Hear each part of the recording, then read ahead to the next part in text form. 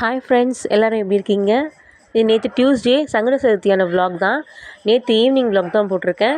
ஸ்கூலுக்கு போயிட்டு வந்து பசங்களெல்லாம் வீட்டில் விட்டுட்டு அதுக்கப்புறம் பசங்க ஸ்நாக்ஸு டீ எல்லாமே எல்லாம் கொடுத்துட்டு அவசரமாக வேலை செய்யலை. 5 மணிலேருந்து ஸ்டார்ட் பண்ணேன்.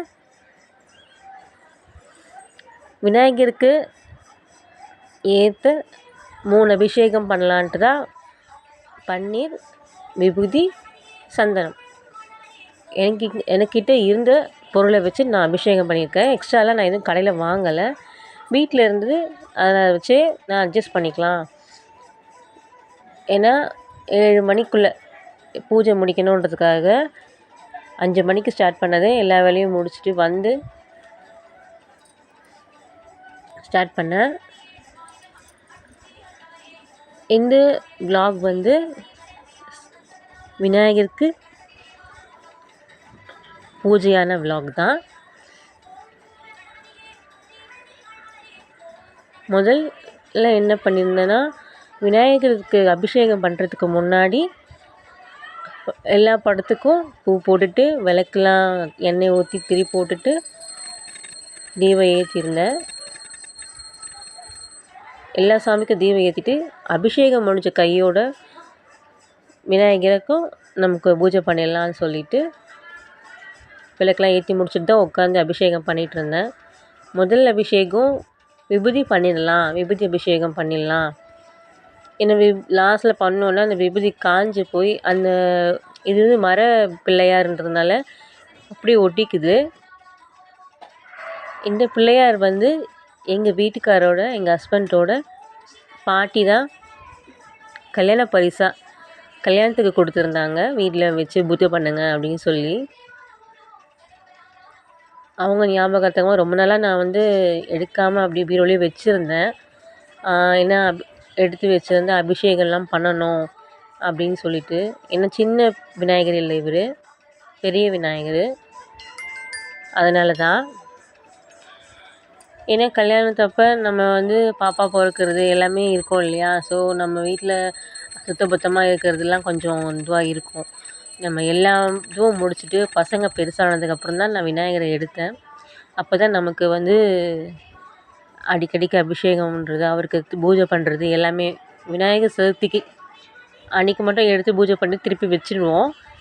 ஆனால் எனக்கு அப்படியே வைக்க மனசு இல்லை. என்னடா இது விநாயகரை பூஜை அந்த வருஷத்துக்கு ஒரு வாட்டி மட்டும் எடுத்து வச்சுட்டு அவரை திருப்பி கொண்டு போய் வைக்கிறோம், பீரோலேயே வச்சிடுறோமே. ஏன் நம்ம இவருக்கு மாதம் சங்கட சதுர்த்தி அன்றைக்கி அபிஷேகம் பண்ணி விநாயகர் வழிபடுவோம். அப்படியே வைக்கிறதுக்கு எனக்கு சாமியெல்லாம் பீரோக்குள்ளே வச்சு போட்டுறதுலாம் எனக்கு இஷ்டமே இல்லை. எடுத்து பீரோக்குள்ளே எடுத்து வைக்கும்போது ஃபஸ்ட்டு பீரோக்குள்ளே தான் எடுத்து வச்சுருந்தேன். அதுக்கப்புறம் சாமி ரூமுக்கு மேலேயே ஸ்லாப்லேயே எடுத்து வச்சுட்டேன். பீரோவில் வேண்டாம் அப்படின்னு சொல்லிட்டு.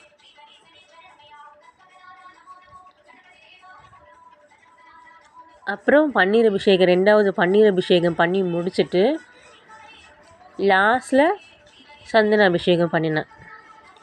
சந்தனம் வந்து நான் வந்து பன்னீரில் கரைச்சி அபிஷேகம் பண்ணலை. சந்தன பவுட்ரு அப்படியே அவர் மேலே இது பண்ணிவிட்டு அபிஷேகம் பண்ணிவிட்டு பவுடராகவே பண்ணிவிட்டு அதை அப்படியே அவருக்கு அந்த ஈரத்தோடவே விட்டுட்டேன். அப்படியே அந்த சந்தனம் நல்ல சந்தன நரம்பத்தோடு அப்படியே ஒட்டிக்கிச்சு அந்த மரப்பிள்ளையாரில் விநாயகர் மேலே விட்டு.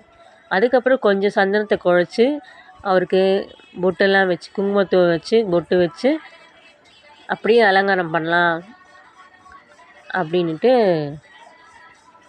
சந்தனத்தை குழைச்சிட்டு எல்லாருக்கும் வச்சு விட்டேன். நெத்திலேருந்து கால் கை எல்லாருக்கும் வச்சு விட்டேன்.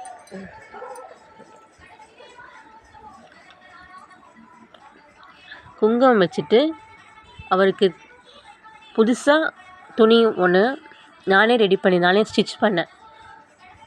ஒரு சின்ன வேஷ்டிக்குள்ள துண்டு. அது ரொம்ப நாளாக அது பீரோலேயே இருந்துச்சு. புதுசு ஏதாச்சும் பண்ணணும் அப்படின்ட்டு நினச்சிட்ருந்தேன். ஆனால் சரி அப்படியே இருக்கட்டும்னு வச்சுருந்தேன். ஆனால் விநாயகருக்காக தான் இருக்குது போல் அப்படின்னு நினச்சிட்டு இப்போ தான் அதை எடுத்து கட் பண்ணி அவருக்கு ஏற்ற மாதிரி துண்டு, கழுத்தில் போடுற துண்டு, இடுப்பில் கட்டுற துண்டு 2த்தையுமே நானே ஸ்டிச் பண்ணி அவருக்கு இன்றைக்கி நான் கட்டிவிட்டேன். நான் பண்ண இந்த பூஜை உங்களுக்கு பிடிச்சிருந்தா லைக் பண்ணுங்கள், மறக்காமல் கமெண்ட் பண்ணுங்கள். உங்களுக்கு இது பிடிச்சிருந்தா சொல்லுங்கள்.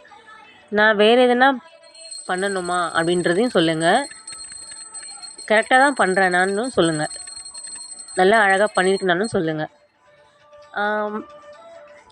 எனக்கு வந்து இந்த பூஜை அபிஷேகம் பண்ணுற இந்த இதெல்லாம் நான் வாங்கலை, அந்த மேடெல்லாம் வாங்கலை.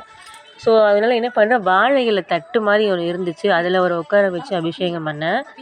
கீழே வந்து நம்ம சாப்பாடு பால் காசுகிற டெவுசா தான், சின்ன டெவுசா ஒன்று இருந்துச்சு, அந்த அதுக்கேற்ற மாதிரி அதை வச்சு அவர் மேலே அந்த ஹைட்டுக்கு ஏற்ற மாதிரி அபிஷேகம் பண்ணுற தண்ணி விழணுன்றதுக்காக சின்ன பாத்திரத்தை வச்சு தான் நான் பண்ணேன். இது என்கிட்ட இருந்ததை வச்சு நான் அப்படின்னு இதுக்குன்னு நான் அபிஷேகம் அந்த பெரிய ஸ்டாண்டெல்லாம் நான் பித்தளையில் விற்கிது, நான் வாங்கலை. நமக்குன்னு அவர் நேரம் கொடுக்கும்போது அதை கண்டிப்பாக நான் வாங்கணும்னு ஆசையாக இருக்குது, வாங்குவேன். அதுக்கு அவர் எனக்கு அந்த அருள் புரியணும். அது கண்டிப்பாக பண்ணுவாருன்னு நான் நினைக்கிறேன். இல்லைன்னா ஒரு ஸ்டூலாச்சும், சின்ன ஸ்டூலு ஏதாச்சும் வாங்கணும்னு இருக்கேன்.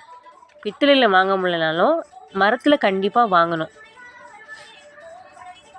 நெக்ஸ்ட் டைம் வாங்குவேன் நினைக்கிறேன்.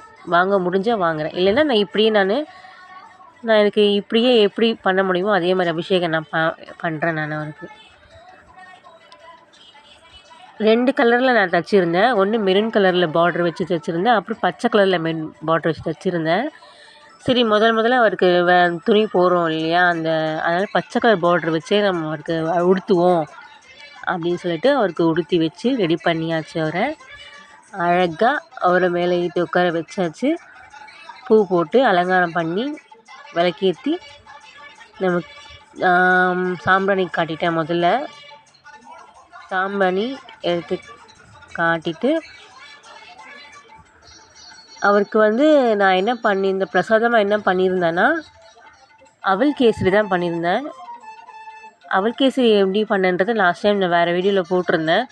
அர்ஜென்ட்டுக்கு எனக்கு வீட்டில் அவல் தான் இருந்துச்சு. ஆக்சுவலாக நான் அவருக்கு வந்து சுண்டல் கொழுக்கட்டெல்லாம் பண்ணணுன்னு இருந்தது. பட் ஸ்கூல் டைம்ன்றதெல்லாம் வீட்டுக்கு வந்து அதெல்லாம் என்னால் பண்ண இன்னும் ரொம்ப லேட் ஆகும் பூஜை முடியறதுக்கு. ஏன்னா எனக்கு ஹெல்ப் பண்ணுறதுக்குலாம் யாரும் இல்லை. அதனால் எங்கள் வீட்டில் இருந்த சின்ன பொருளை வச்சு தான் நான் பண்ணியிருந்தேன்.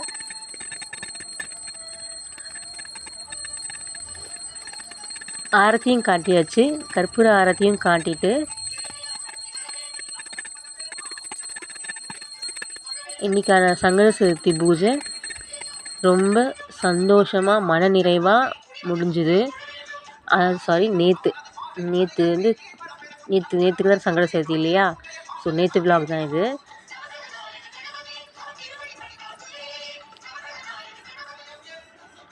அப்புறம் நான் பூஜை முடித்ததும் நான் படிச்சுட்டு இருந்தப்போ என் பையன் வந்து நானும் வந்து ஆரத்தி காட்டுறோமா அப்படின்னு சொல்லிட்டு இப்போ ரெகுலராகவே அவனை வந்து நான் சாமி கும்பிடும் போதெல்லாம் அவனும் வந்து ஆரத்தி காட்ட ஆரம்பிச்சிட்டான்.